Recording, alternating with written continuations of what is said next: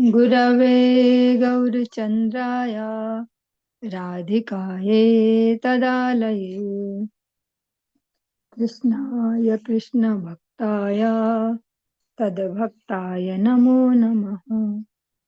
कृपया क्षमतामपराधिजनं खलु सायुतसक्तसुदीननरम् सुपथे परिचालय सैवदिनं प्रणमामि च माधवदेवपदम्।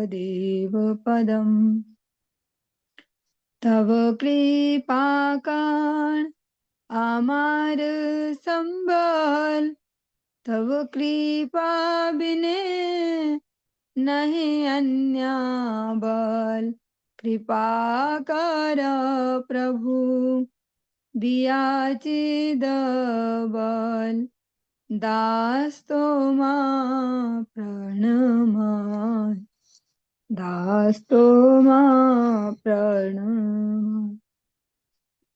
सर्वप्रथम भगवान के अभिन्न प्रकाश विग्रह श्री गुरुपाद पद्म पूज्यपात्र दंडी स्वामी अष्टोत्तर सत श्रीमद भक्ति प्रसाद विष्णु गोस्वामी गुरुदेव महाराज के पावन श्री चरण कमलों में असंख्य कोटि दंडवत ज्ञापित करते हुए उनकी अहेतु की कृपा प्रार्थना करती हूँ। वे अपनी कृपा वर्षण करे जिससे निज कर्ताभिमान भाव को छोड़कर एकमात्र उनकी वाणी के वाहक के रूप में अपना परिचय दे सकूं। परम गुरुदेव नित्य लीला पृष्ठों विष्णुवासी श्रीमद भक्ति दयित माधव गोस्वामी महाराज परमेष्ठि गुरुदेव जगत गुरु भक्त सिद्धांत सरस्वती गोस्वामी ठाकुर प्रभुपाद व समस्त गुरु परंपरा जय युक्त हूँ। सपार्षद श्रीमन नित्यानंद प्रभु श्री गौर हरि वृंदावन विहारी श्री राधा गोपीनाथ भगवान जय युक्त हूँ। वे हम सभी पर अपनी कृपा वर्षण करे जिससे भगवान के पवित्र नाम और हरि गुरु वैष्णव सेवा में हम सभी की रुचि उत्पन्न हो सके। आज की सायकालीन कक्षा में हम श्रवण कर रहे हैं श्री चैतन्य भागवतम उसका मध्य खंड और मध्य खंड के अंतर्गत आज जो चतुर्दश अध्याय है 14वां अध्याय 14 जो चैप्टर आज इससे हम प्रारंभ कर रहे हैं। गौरांग सुंदर तनु प्रेम भरे भेल डगमगिया नाचत बाली गौरांग रंगिया। चतुर्मुख पंचमुख आदि देवगान नित्य आसी चैतन्य करए सेवान। आज्ञा बिना केहा इहा देखिते न पारे तारा पुनि ठाकुरेर सबे सेवा करे। स्वर्ण वर्ण श्री गौरांग सुंदर का शरीर प्रेम में डगमगा रहा है एवं वे अपूर्व नृत्य कर रहे हैं। जो जगाई मधाई उद्धार का प्रसंग हमने श्रवण किया उसी को ही आगे वृंदावन दास ठाकुर जी अब सुना रहे हैं विस्तार से। और भी ब्रह्मा शिवादि देवगण नित्य प्रति आकर्षित चैतन्य देव की सेवा किया करते थे। प्रभु की आज्ञा के बिना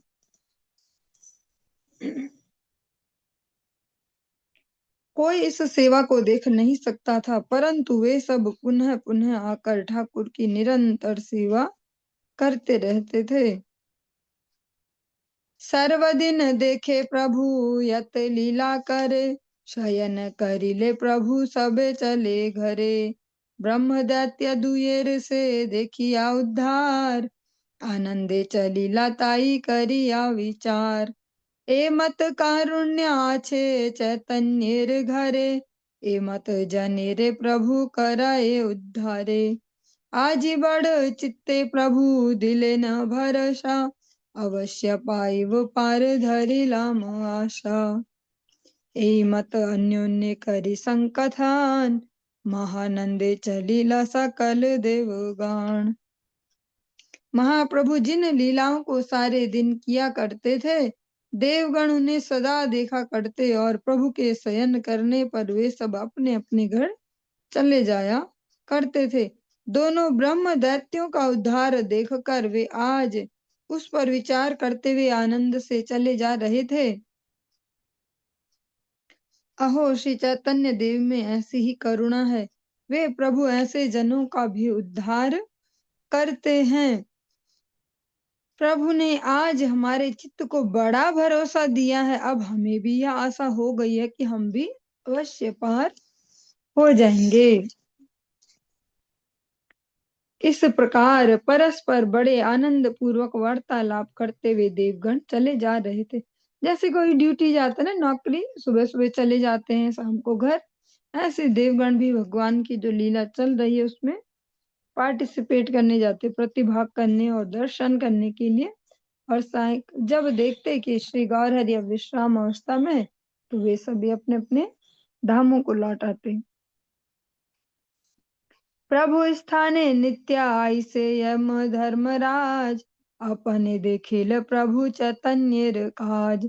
चित्रगुप्त स्थाने जिज्ञासये प्रभु यम, किवा ए दुयेर पाप किवा उपशम। चित्रगुप्त बले सुन धर्म यमराज, ए विफल परिश्रमे आर किवा काज।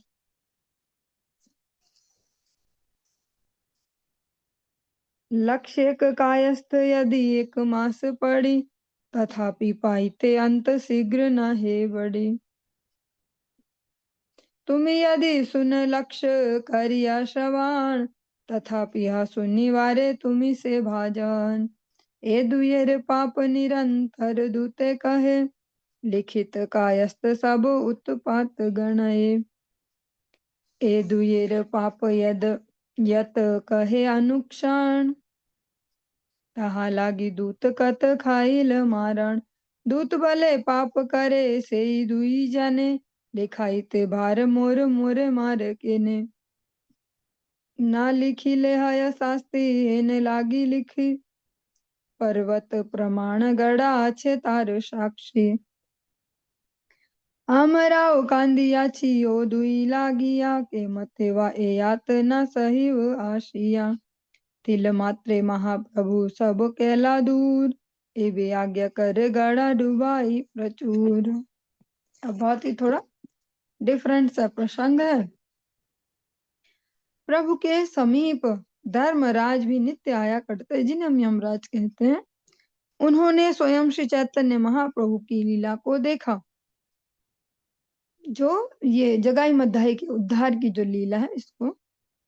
प्रभु यमराज ने चित्रगुप्त से पूछा कि इन दोनों के क्या क्या पाप थे और उनकी कैसे निवृत्ति हुई। तब चित्रगुप्त ने कहा, हे धर्मराज सुनिए, इस विषय में निष्फल परिश्रम करने से क्या लाभ। मतलब बिना बात के, जैसा हम बोलते हैं ना अपनी लोकल सी भाषा में, बिना बात के झक मार के कोई फायदा नहीं, ऐसा। इनके पापों को यदि 1,00,000 कायस्थ, मतलब जो हिसाब किताब करने वाले होते हैं, अगर हम अपनी लोकल भाषा में समझना चाहें तो लिखने वाले, जैसे होते हैं ना मुनीम जी या मुंशी जी, ऐसा कुछ कहते हैं, जो लिखा पढ़ी सब करते हैं हिसाब किताब, 1 महीने तक पढ़े तो भी पढ़कर उन्हें समाप्त नहीं कर पाएंगे। इन दोनों के जो पाप है जगाई मधाई के, आप यदि 1,00,000 कानों से सुने तो ऐसे सुनने वाले एक आप ही होंगे। इन दोनों के पापों को दूत निरंतर कहते रहते हैं, जिन्हें लिखते लिखते मुनि उत्पात समझते हैं, लिखने वाले। इन दोनों के पापों को दूत निरंतर कहते ही रहते हैं, और इसके लिए दूतों को कितनी ही मार खानी पड़ती है। दूत कहते हैं पाप तो ये दोनों करते हैं, और लिखाने का जिम्मा हमारे ऊपर है, और हम ही मारते क्यों हैं। न लिखने से दंड मिलता है, इसलिए लिखने वालों को सब लिखना पड़ता है।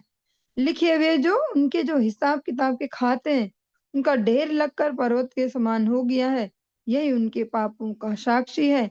हम भी उन दोनों के लिए रोए हैं कि वे दोनों नरक में आकर इतनी यातनाएं कैसे सहेंगे। परंतु महाप्रभु ने क्षण मात्र में उन सब पापों को दूर कर दिया। अब आज्ञा करिए, इस पर्वत समान ढेर को कहीं समुद्र में डुबो दें। और सुनने में तो थोड़ा अजीब सा लगता है, क्योंकि हमारे लिए वैसे उत्तर भारतीय होने के नाते महाप्रभु ही थोड़े डिफरेंट से हो जाते हैं एज ए भगवान, कि चैतन्य महाप्रभु भगवान है, ये पचाना ही थोड़ा मुश्किल हो जाता है। फिर ऐसा सुने कुछ प्रसंग कि भैया यमराज जी भी आते हैं महाप्रभु के यहाँ, जगाई मधाई का उन्होंने भी हिसाब किताब करवाया, तो थोड़ा अजीब लगता है। पर भागवत जी में भी आपने श्रवण किया होगा अजामिल का प्रसंग, वो भी इतना मिलता जुलता ही है बिल्कुल। वहां भी तो यमदूत परेशान हो जाते कि इसके तो इतने सारे पाप थे, अरे ऐसे कैसे इसको छुटकारा हो गया। एक बार नारायण बोला और वो भी गलती से बोला, वो भी भगवान के नाम सोच के नहीं बोला, बेटे के लिए बोला। वो भी पागल हो गए कि भैया ऐसा ये हिसाब किताब तो हमारा था और ये कहाँ से बीच में घुस गए। चार ये चार हाथों वाले आए और इसको छुड़ा के ले जा रहे। तो क्या हमारी कोई इज्जत नहीं है, या हम बेकार के लोग हैं, या हम तो अपनी ड्यूटी कर रहे हैं। वहां भी हमने साक्षात सुना है श्री भागवत जी में। ऐसे ही यहाँ पर इन दोनों के लिए भी कह रहे हैं।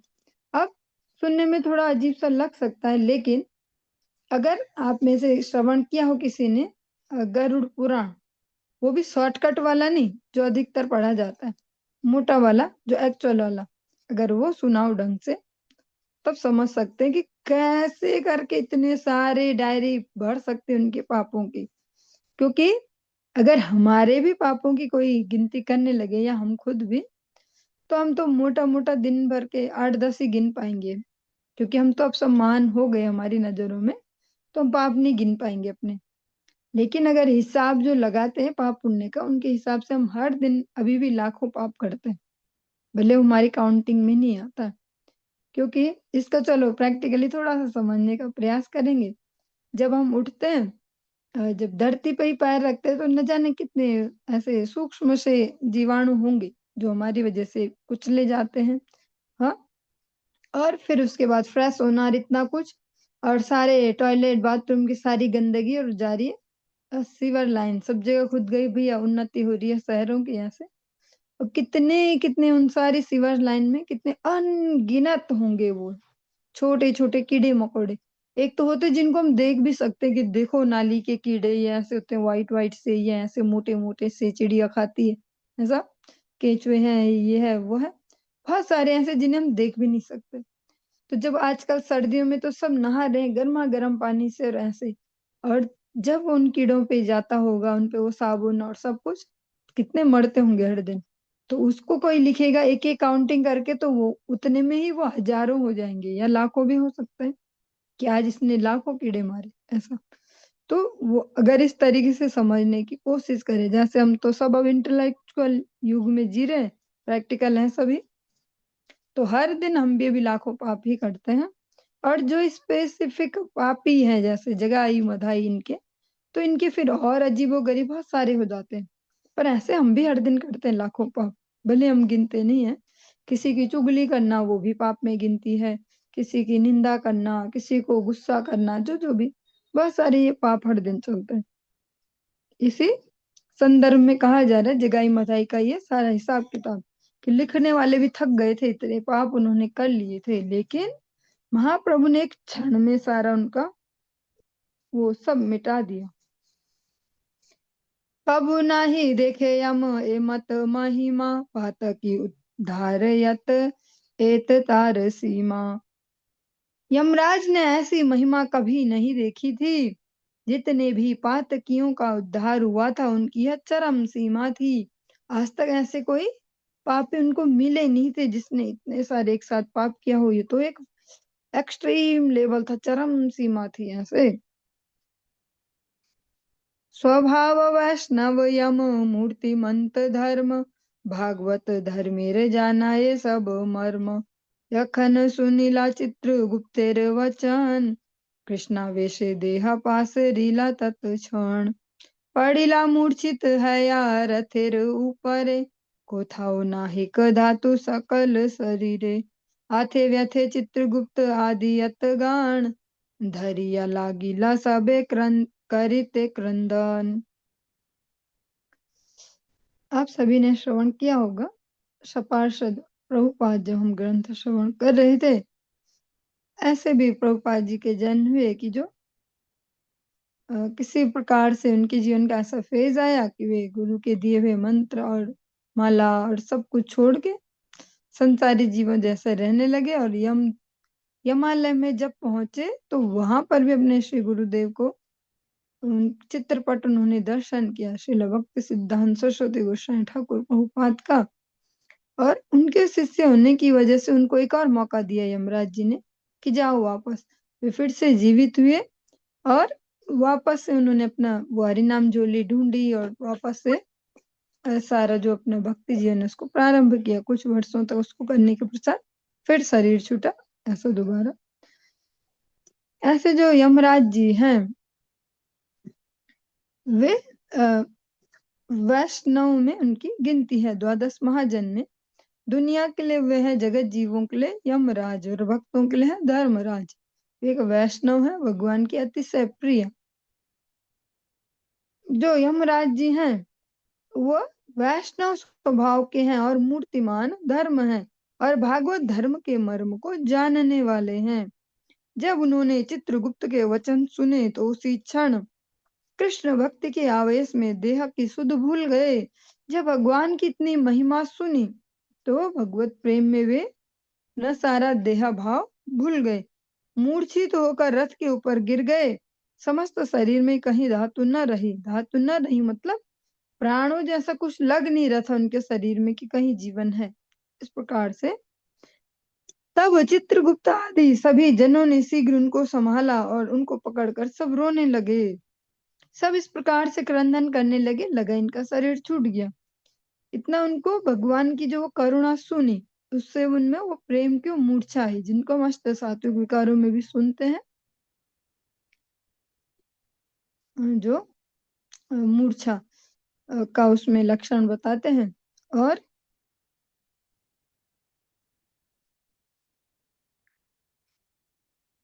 यमराज जी ने इसको भगवान की जो कह सकते हैं कृपा माधुरी सुनी, उसका उनपे ये रिएक्शन है। और ये थोड़ा अगर सुनने में अजीब लगे तो हम फिर से स्मरण करते चले। आप सब प्रातः कालीन में प्रथम स्कंद श्रवण कर रहे हैं भागवत जी का। सुखदेव गोस्वामी जी का प्रसंग उसमें सुन रहे हैं। सुखदेव गोस्वामी जी जो जन्म से ही ब्रह्म ज्ञानी टाइप के हैं, ज्ञानी वाले जो भक्त होते हैं, ज्ञानी जो होते हैं वैसे टाइप के हैं, ब्रह्मवादी, जो थोड़ा सा भी संसार चक्र में नहीं पड़े। हाँ, जो नाल छेदन हुआ माँ के शरीर से नाल अलग हुई पर उनके शरीर से वे अलग नहीं, उसको गले में ही लपेट के और चल पड़े, ऐसे सुखदेव जी।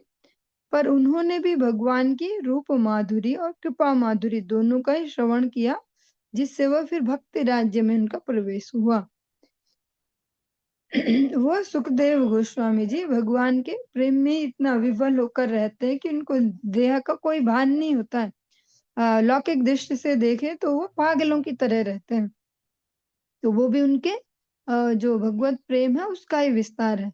वो कोई ऐसा नहीं है कि कोई अभाव है उनके जीवन में, या कोई धोखा दे के भाग गया, या घर वालों ने निकाल दिया, बेदखल कर दिया, या बच्चे खराब हैं, या ऐसे और तब ये हालत हो गई हो।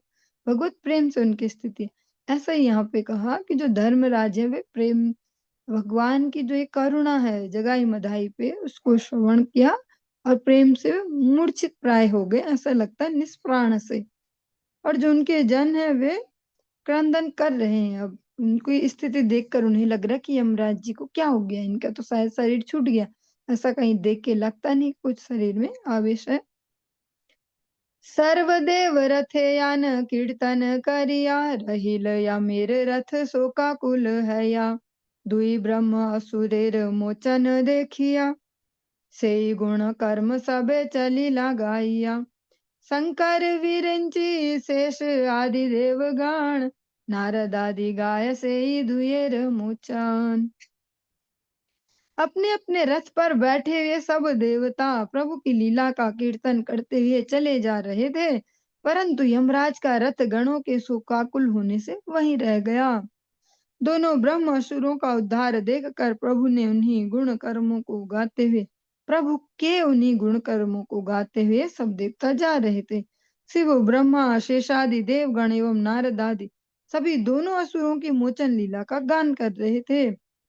अब ये भी थोड़ा सा डिफरेंट लग सकता है और मुझे बार बार ये सफाई इसलिए देनी पड़ रही है क्योंकि जिम्मेदारी है अभी, क्योंकि हम जिस युग में जी रहे हैं और जिस तरीके से समाज ऐसा प्रैक्टिकल सा होते जा रहा है, मॉडर्न सा होते जा रहा है, उन्नति करते जा रहा है, तो फिर बार बार सफाई देनी ही पड़ेगी कि हाँ भैया भगवान जी हैं। ऐसे जब हम जाते मायापुर धाम, वहाँ जो नव द्वीपों का दर्शन करते हैं उनमें ही रुद्र द्वीप आदि भी आते हैं। हाँ? सीमंत द्वीप जहाँ पे जो देवी पार्वती जी है उन्होंने वहां की रज को अपने सीमंत यहाँ इसमें धारण किया, तो सीमंत द्वीप है।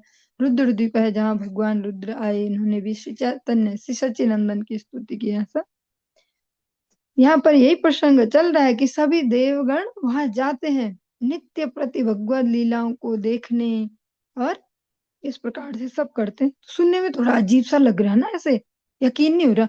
अच्छा, इस कलयुग में वो जो बंगाली वाले जो भगवान जी हैं, ऐसे वो जो चैतन्य महाप्रभु, उनके यहाँ शिव जी जा रहे, ब्रह्मा जी, ये तो ज्यादा ही हो रहा कुछ, हाँ, अतिशयोक्ति अलंकार। लेकिन जैसे गुरु वैष्णव कृपा से, जैसे ये बच्चा पार्टी ऐसे चलाते हैं, राधा कृपा कटाक्ष, उसको श्रवण करते हैं ऐसे, उसको जब श्रवण करते हैं तो उसमें कितने खतरनाक खतरनाक, मतलब हमारे लेवल से बहुत ही अजीबो गरीब ऐसे ऐसे शब्द है, सुनने वाले का जिसको मीनिंग पता चल जाए दिमाग हिल जाए, उसका पागल हो सकता है कि क्या क्या भैया इसको स्तुति बोलते, क्या अजीब अजीब बोल रहे हैं। लेकिन तब तो हार्ट अटैक टाइप का ही हो जाए जब पता चली शिव जी ने बोला है राधा रानी के लिए। तब तो है, पता नहीं भैया झूठ बोलते हैं, शायद ये शिव जी ने नहीं लिखा होगा। लेकिन इसको गौड़ीय वैष्णव ही नहीं गाते, केवल जो अलग अलग वैष्णव संप्रदाय हैं सभी गाते हैं। तो वहां भी यकीन नहीं होगा कि शिव जी ने गाया है ये राधा रानी के लिए, ऐसा तो अजीब अजीब सा है, ऐसा पचाने लायक नहीं लगता है ऐसा। वो तो ये अच्छी बात है कि सब संस्कृत में है, समझ में किसी को आता नहीं, मजे से गाते चलते रहते रह गया। लेकिन वास्तव में जो भी भगवत अवतार जब भी होते हैं, सभी देवगण उसमें पार्टिसिपेट करते हैं, वहां अपनी अपनी सहभागिता देते हैं।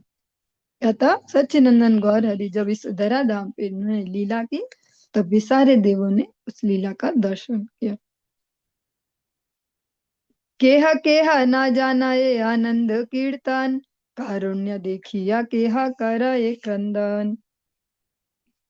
कीर्तन के आनंद में कोई कोई तो अपने को भी भूल गया, और कोई कोई प्रभु की अद्भुत करुणा को देखकर क्रंदन करने लगा।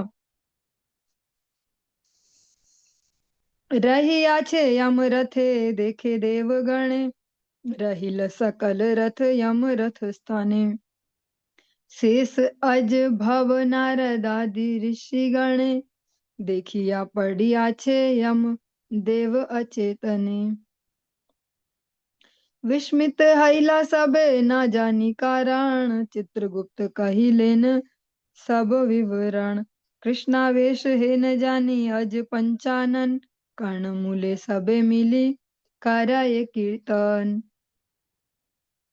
जब देवताओं ने देखा कि यमराज का रथ रुका हुआ है, तब सभी अपने अपने रथों को यमराज के रथ के पास ले आए।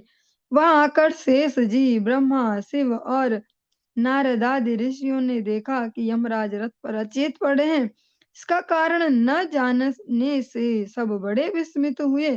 तब चित्रगुप्त ने सब कारण सुनाए। उनमें कृष्ण भक्ति का आवेश हुआ है, यह ऐसा जानकर ब्रह्मा शिवादि सब मिलकर उनके कानों में कृष्ण कीर्तन करने लगे। जब उन देवगणों को पता चला कि ओ, ठाकुर जी की जो करुणा माधुरी है, कृपा माधुरी, उसको श्रवण करके इनकी ये दशा हुई है, तो जो समस्या वही समाधान है। जैसा कहते हैं ना, कोई किसी को कोई चोट लगे कहीं पे सिर पे और याददाश्त चली जाए और वहीं फिर लगे तो वापस आ जाए, ऐसा ही सुना हमने। तो ऐसे ही कह रहे हैं कि जैसे भगवान के ही प्रेम से विवल होके ये दशा हुई है, तो भगवान का ही गुणगान सुना कि इनको स्वस्थ कर सकते हैं। अतः वे उनके पास कीर्तन करने लगे। फिर उठिले न यमदेव कीर्तन सुनिया, चैतन्य पाइया नाचे महामत हैया। उठिल परमानंद देव संकीर्तन, कृष्णेर आवेश नाचे सूर्येर नंदन। कीर्तन सुनकर यमदेव उठ बैठे, चेतनता आने पर वे महामत्त होकर नाचने लगे। सूर्य नंदन यमराज कृष्ण के आवेश में नाच रहे थे, उससे देवताओं के संकीर्तन में परमानंद का उदय हुआ। जब हम आम मनुष्यों जैसा या जैसी बचपन से हम सबकी कंडीशनिंग हुई है, उस एंगल से देखते हैं, तो अलग अलग सबको प्रसन्न करने वाला विधान है। फिर इस दिन इनको करो, उस दिन उनको करो, ऐसा ऐसा। कभी गणेश जी का भी दिन आ जाता है, कभी इनका भी दिन, और सबको खुश करो। और तब भी यही रहता, पता नहीं कब कौन नाराज हो जाए। स्पेशली अगर देखे जैसे जो जिनको देवभूमि कहते हैं, चाहे उत्तराखंड, हिमाचल, ऐसे पहाड़ी इलाकों में, वहाँ ज्यादा ऐसा ही, कभी ये वाले देवता नाराज हो जाए तो ऐसा हो जाएगा, वो मैया नाराज हो जाए तो ऐसा हो जाएगा, ऐसा सब। लेकिन जब भगवत भक्ति को ईमानदारी से करे तो सभी प्रसन्न हो जाते हैं उनसे।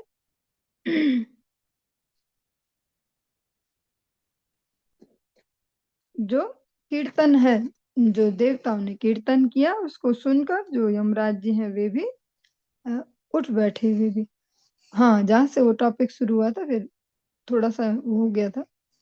हाँ, जैसे हम श्रवण करते हैं ऐसे कि वो नाराज हो रहे, वो नाराज हो रहे हैं सब, पर वास्तव में देखिए तो भगवान के ही सभी जन है और भगवत प्रेम से ही सभी आनंदित रहते हैं। यमराज जी जैसे फेमस ही है कि खतरनाक शेर ऐसे डरावने, बचपन से ऐसे ही सुनाया जाता है, लेकिन वे भी भगवत भक्त हैं। वे द्वादश महाजनों में उनकी गिनती है। और ऐसे समझे और नजदीकी से तो भगवान श्री कृष्ण के इतने अच्छे वाले रिश्तेदार हैं। हाँ, कालिंदी जी के भाई हैं वे। अगर हम उस एंगल से देखकर इनकी उपासना करेंगे तो फिर वैसा ही लगेगा कि जैसे हाँ हमारे जानने वाले, वैसे वो घबराने वाली वो नहीं कि ये नाराज हो जाए और वो नाराज हो जाए, ऐसा ऐसा।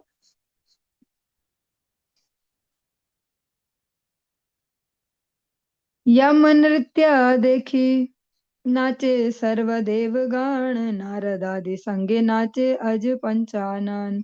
देवगण नृत्य सुन सावधान हैया, अति गुह्य वेदे व्यक्त करिवेन इहा।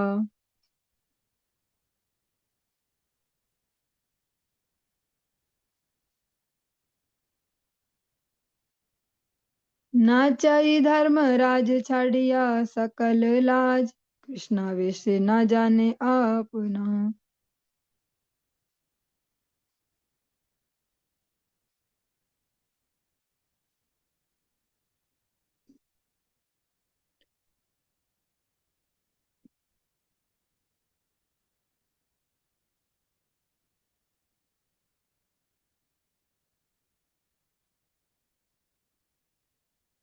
संगरिया श्री चैतन्य बले अति धन्य धन्य, पतित पावन धन्य बाना।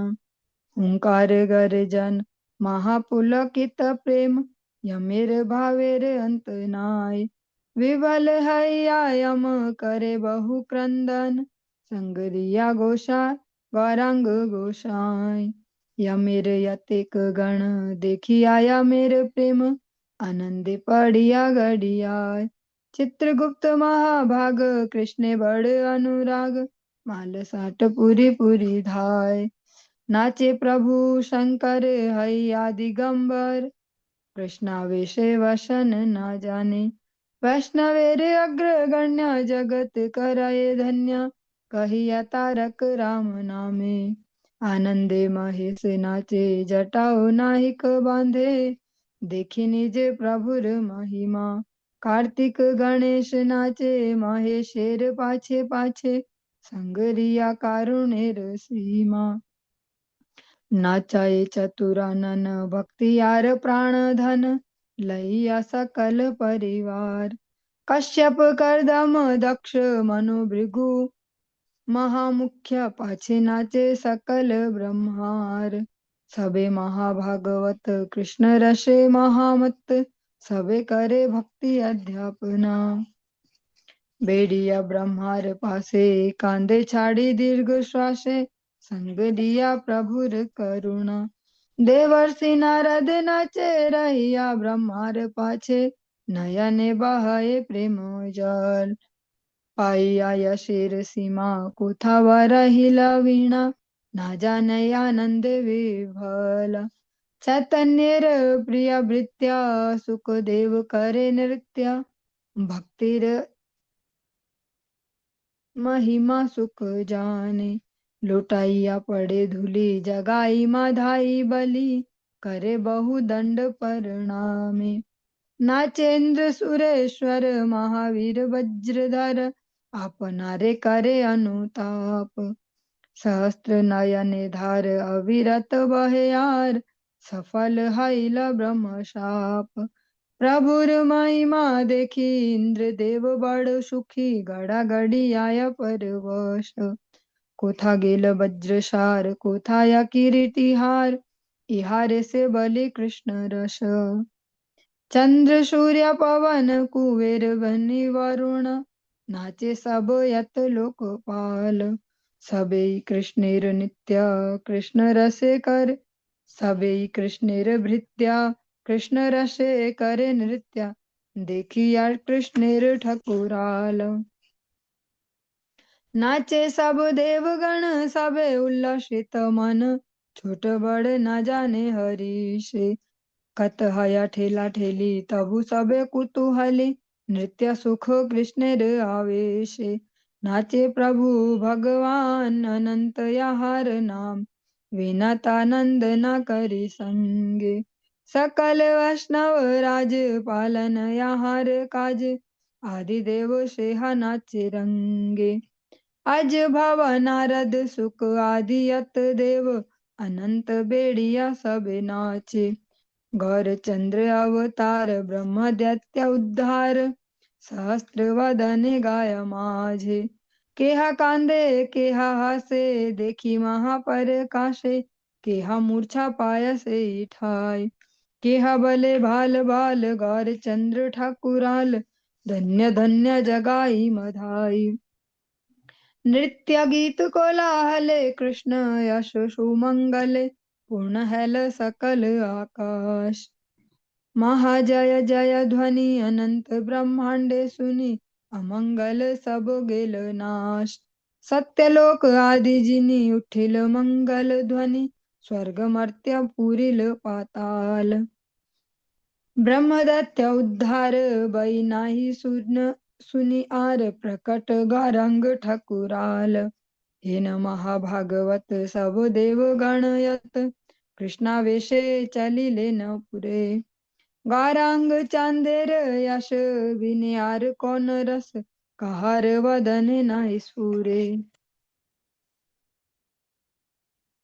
यमराज के नृत्य को देखकर सभी देवता नाचने लगे एवं नारद आदि के साथ ब्रह्मा और शिव भी नाचने लगे। देवताओं के नृत्य को सावधान होकर सुनो। यह अत्यंत गुह्य है, इसको वेद व्यक्त करने वाले हैं, क्योंकि ये हमारे समझ में घुसने वाला नहीं है। हमने बचपन से ऐसी कंडीशनिंग ली है कि ब्रह्मा जी भी भगवान जी होते हैं, शिव जी भी भगवान जी होते हैं, विष्णु जी भगवान जी होते हैं, ब्रह्मा विष्णु एक समान। और आरतियां भी ऐसी गाई हैं। किसी एक ही साधु ने बहुत सारी आरतियां लिख दी। एक ही साधु बहुत सारी आरतियां उन्होंने लिख दी अलग अलग देवताओं की।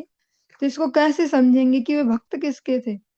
नाम तो आप सभी को पता ही है। जो भी आरतियां बोली जाती है लास्ट में एक ही नाम बोला जाता है, जो भी उनका नाम है उन्होंने लिखी है। तो जो एक निष्ठ ना हो वो कैसे किसी की भी भक्ति में दृढ़ कर पाएंगे।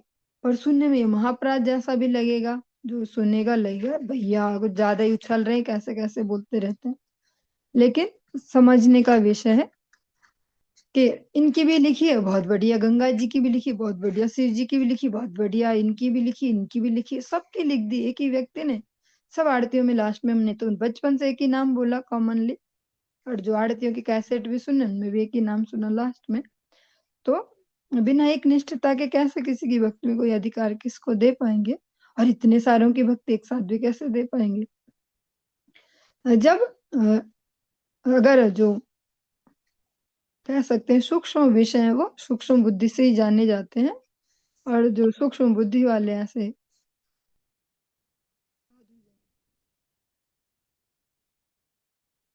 भगवत भक्तों के जो एक निष्ठ भक्त होते हैं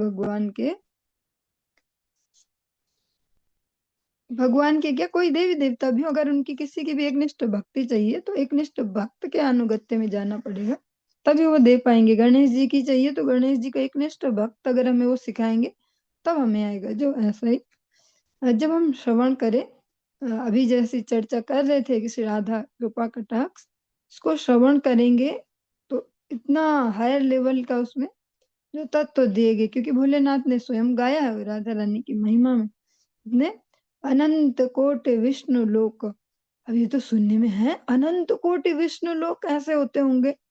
पर ये तो भोलेनाथ ने गाया तो कुछ गड़बड़ लिखी होगी क्या। अनंत कोटि विष्णु लोक कैसे होते होंगे। और वही इसके अगले अगले स्टैंजों में कहते हैं कि जो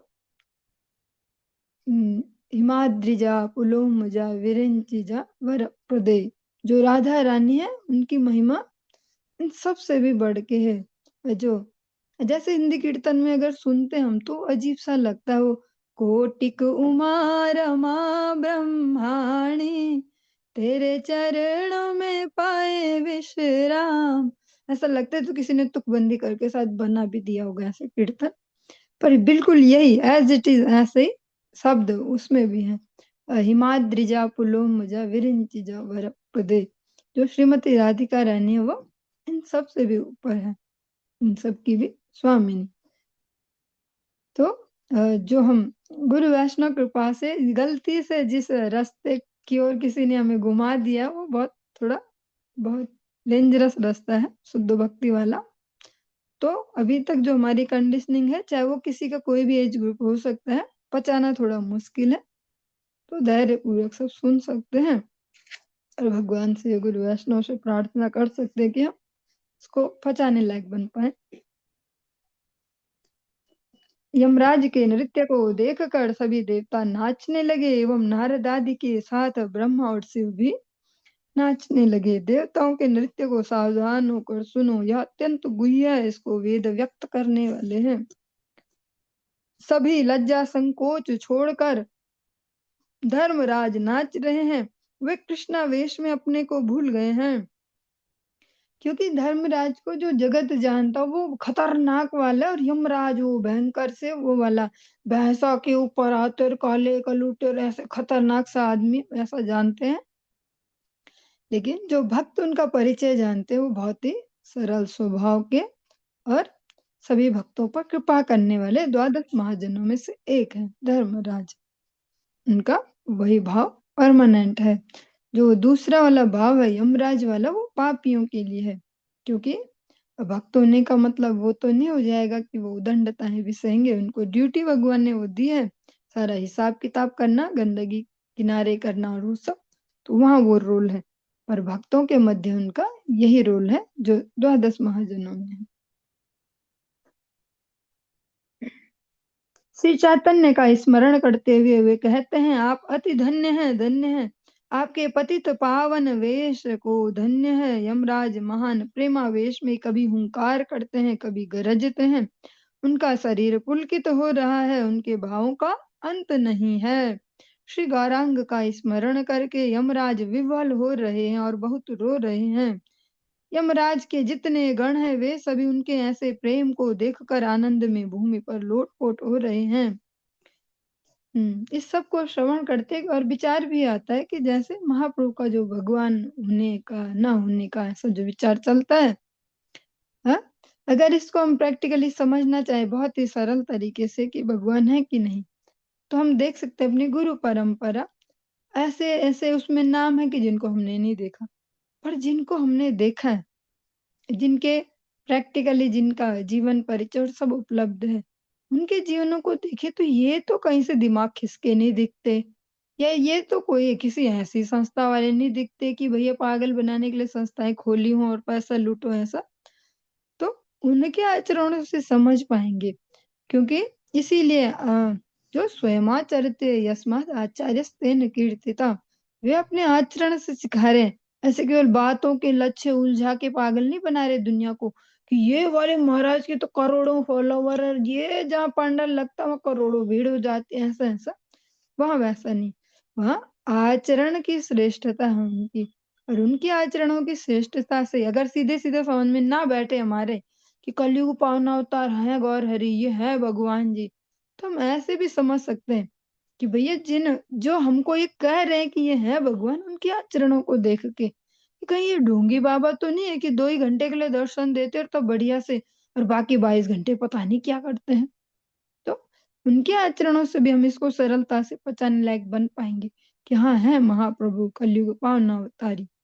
क्योंकि हमारे आसपास जो परिवेश है नहीं वो वैसा कि हम आसानी से पचा पाए कि ये भगवान जी होंगे, तो सब क्यों नहीं मानते इनको, और ऐसा वो क्यों नहीं मानते, और ऐसा।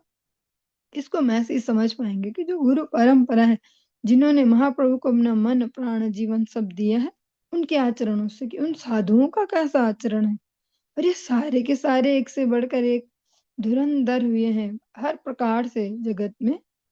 उनसे भी हम ले सकते हैं। यदि यदाचरति श्रेष्ठ तत्तद्देवे तरो जना, ये कर्तव्य भी है कि जैसा श्रेष्ठ जन कर रहे हैं उनका अनुगत करें।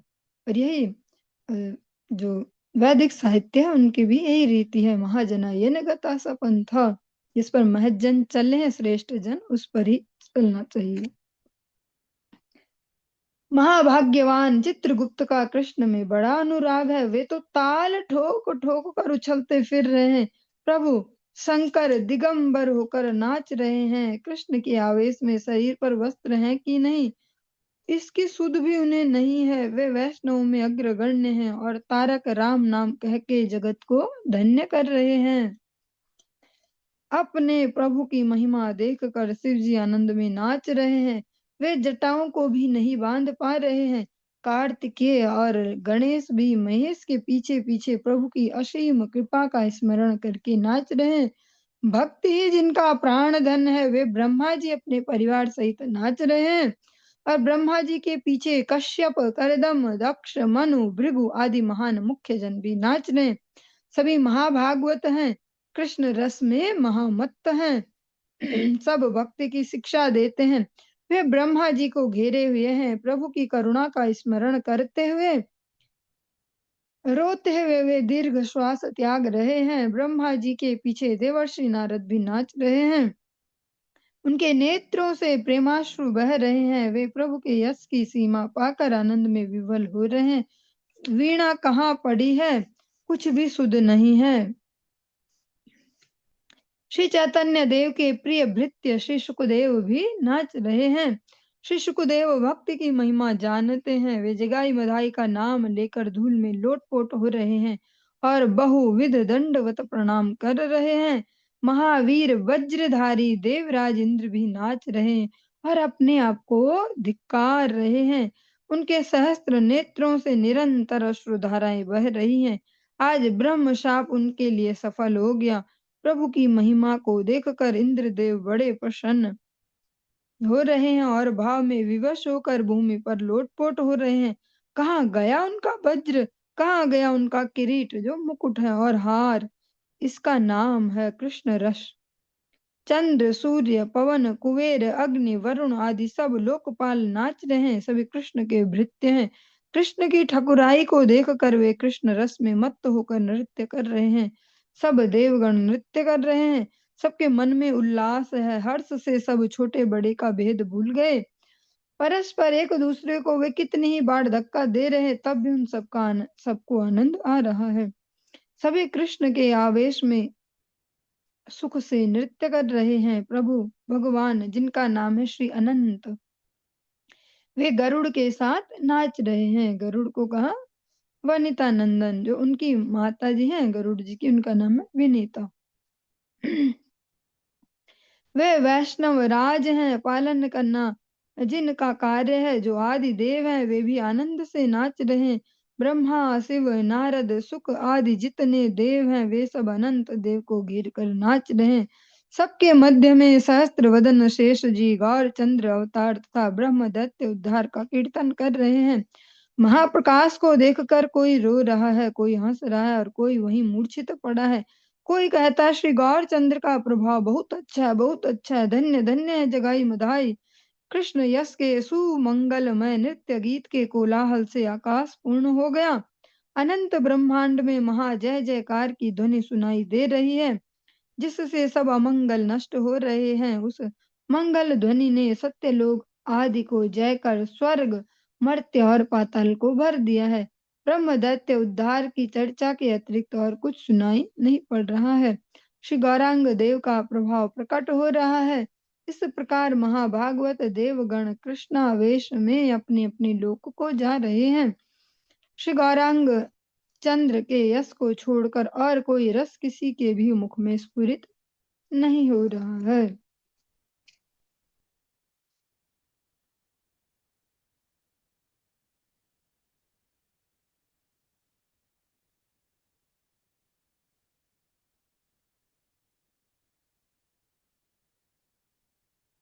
जय जगत मंगल प्रभु गौर, जय जगत मंगल प्रभु गौर चंद्र, जय सर्व जीव लोकनाथ उद्धारिला करुणा ते ब्रह्म दैत्य येन मते सभा प्रतिकर दृष्टिपात जय जय श्री चैतन्य संसार तारक धन्य पतित पावन धन्यवाण श्री कृष्ण चैतन्य नित्यानंद चांद प्रभु वृंदावन दास गुण गान। जगन मंगल प्रभु गौर चंद्र की जय हो, सर्व जीव लोकनाथ की जय हो। हे प्रभु, जैसे आपने करुणा करके ब्रह्म दैत्यों का जो जगाई मधाई है उनको लेकर कह रहे का उद्धार किया, वैसे ही आप सबके प्रति शुभ दृष्टिपात कीजिए। श्री चैतन्य देव की जय हो, संसार तारक आप धन्य हैं, आपके पतित पावन बाने को धन्य है। श्री कृष्ण चैतन्य और नित्यानंद चांद के गुणों का वृंदावन दास जो गान कर रहा है। वृंदावन दास ठाकुर जी इस प्रकार से कहते हैं, जो हम श्रवण कर रहे हैं गुरु वैष्णव कृपा से, बहुत ही वो बहुत ही हायर थीसिस है जो हमारे पाचन क्षमता से बहुत ऊपर है, फिर भी गुरु वैष्णव कृपा है श्रवण कर पा रहे।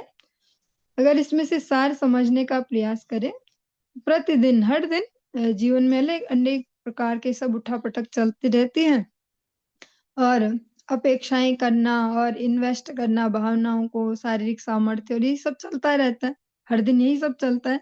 अपना तन मन जीवन इन्वेस्ट करो और सोचो रिटर्न में कुछ बढ़िया बढ़िया आएगा, सब लोग खुश हो जाएंगे। शायद शायद हम कम मर रहे होंगे तो ज्यादा मर जाएंगे तो सब खुश हो जाएंगे।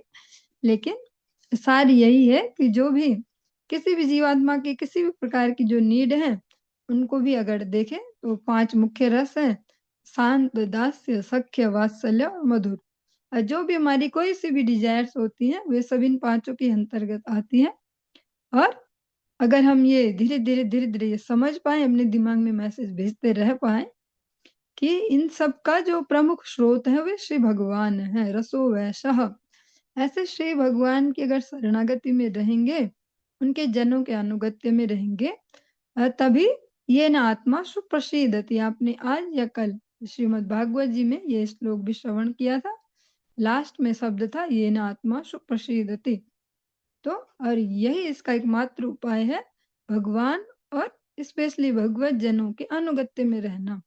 क्योंकि इस जगत में हम कितनी भावना इन्वेस्ट करें, कितनी एनर्जी इन्वेस्ट करें, रिटर्न आ नहीं सकता, क्योंकि जहां से हम चाह रहे हैं उनके पास खुद नहीं है। वो भगवान के पास ही हर रस एक्सट्रीम लेवल पर है। वे आनंद सिंधु समुद्र है सभी रसों के, उनसे ही मिल सकता है। जब हमारे दिमाग में ये फॉर्मूला फिट रहेगा तभी हम धैर्य से इस जीवन को भी जी पाएंगे, जब तक शरीर नहीं छूट रहा। जबरदस्ती कोई छोड़ नहीं सकता और डिजाइन भी नहीं कर सकता कि कैसा छूटेगा, उस समय दिमाग ठीक रहेगा कि नहीं, ऐसा ऐसा। क्योंकि अभी जब होश में तब हम बनावटी बन सकते हैं ना, किसी के सामने बहुत बढ़िया या ऐसा, पर तब एक्चुअल में पता नहीं होगा हम कैसे होने वाले हैं। तो अगर अभी से प्रैक्टिस करेंगे होश में रहते हुए कि भगवान ही समस्त रसों के वास्तविक आगार हैं, उनसे ही हर प्रकार की डिजायर हमारी संपूर्ण हो सकती है, तब हम धैर्य से इस जीवन को जी पाएंगे डेली बेसिस पे भी। और ये भगवान की जो विमल जो ये यश है, ये कथाएं, यही हमारा एकमात्र आहार है, वास्तविक आहार, जिससे जीवन टिक पाएगा। चलिए आज के इस प्रसंग को यहीं पे विश्राम देंगे, इससे आगे कल श्रवण करेंगे। हरे कृष्ण।